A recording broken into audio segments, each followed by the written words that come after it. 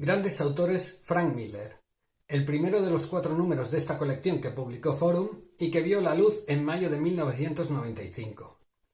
Bienvenidos a la iniciativa Bodega de Viñetas.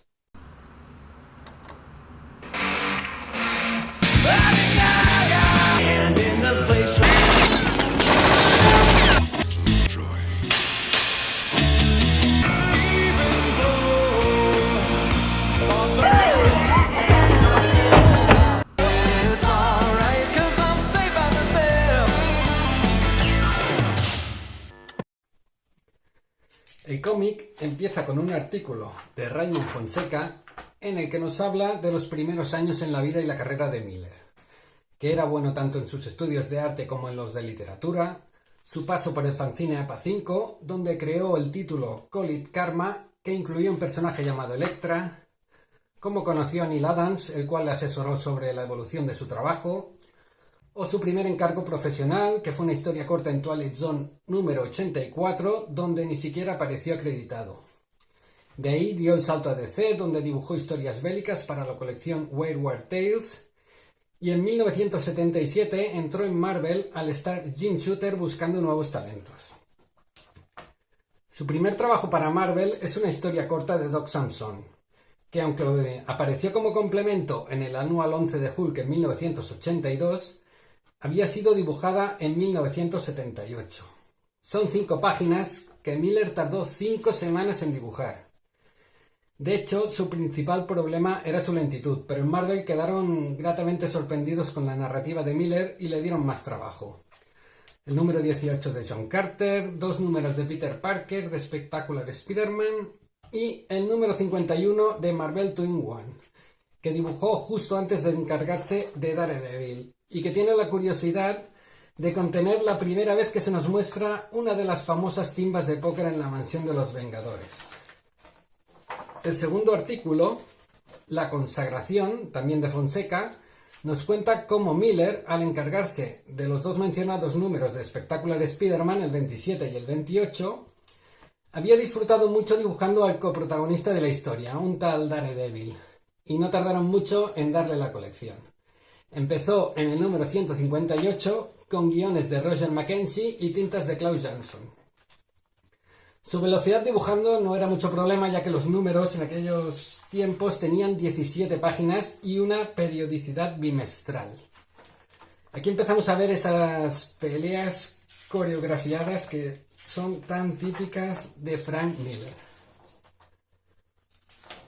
Seguidamente tenemos unas cuantas portadas de John Carter, Marvel Spotlight y alguna de Amazing Spider-Man. El siguiente número precisamente es el Marvel Spotlight número 8, una aventura del Capitán Marvel con guiones de Mike W. Barr. Miller iba ganando velocidad y eso le permitía encargarse de otros trabajos paralelamente a la colección de Daredevil, como este Marvel Spotlight o el Anual 14 de Spider-Man, junto a Denny O'Neil.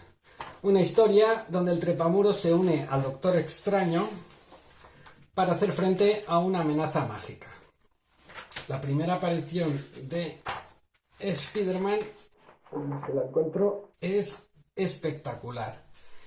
Y precisamente el Doctor Extraño era una colección que iba a realizar Miller junto a Roger Stern, pero el éxito de Daredevil y su paso a formato mensual truncó ese proyecto. Solo nos queda la portada del número 46 como recuerdo de lo que pudo ser y no fue. El tercer artículo, de Lorenzo Díaz, nos habla del estilo de dibujo de Miller en Daredevil, la iluminación, las composiciones y de la redefinición del personaje a partir del número 168, el primero guionizado por Miller. También nos habla de la importancia de los secundarios en esta etapa, sobre todo Electra, Bullseye y Kingpin. Seguimos con algunas portadas más de ROM, Amazing Spider-Man y Marvel Team Up.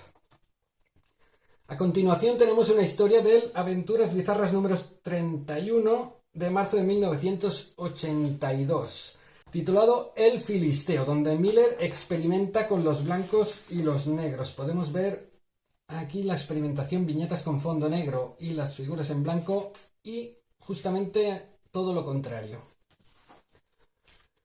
El siguiente es el Daredevil número 181, ya en plena etapa de Miller como autor completo, y nos muestra un Bullseye más peligroso y más loco que nunca. Su legendaria pelea contra Elektra, que ya sabemos cómo acaba, y la venganza de Daredevil. En esta época, Miller también se encargó de dibujar la miniserie Lobez Noir con guiones de Claremont, pero apenas se menciona en el anterior artículo.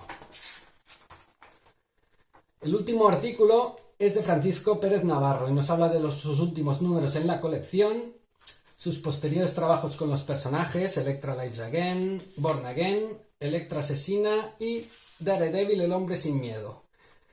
También se mencionan algunos de los mejores trabajos de Miller fuera de Marvel: Ronin, Dark Knight, Martha Washington, Robocop contra Terminator o Sin City.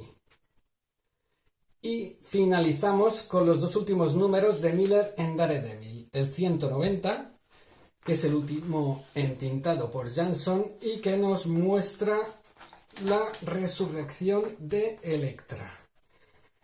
Y el 191 con tintas de Terry Austin, donde vemos a Daredevil con un revólver de calibre 38 jugando a la ruleta rusa con un indefenso Bullseye, al que quiere torturar por haber asesinado a Elektra. Terminamos con una biografía de Frank Miller y una bibliografía de sus trabajos para Marvel hasta 1994. Hasta aquí la reseña de hoy. Espero que os haya gustado. Hasta la próxima.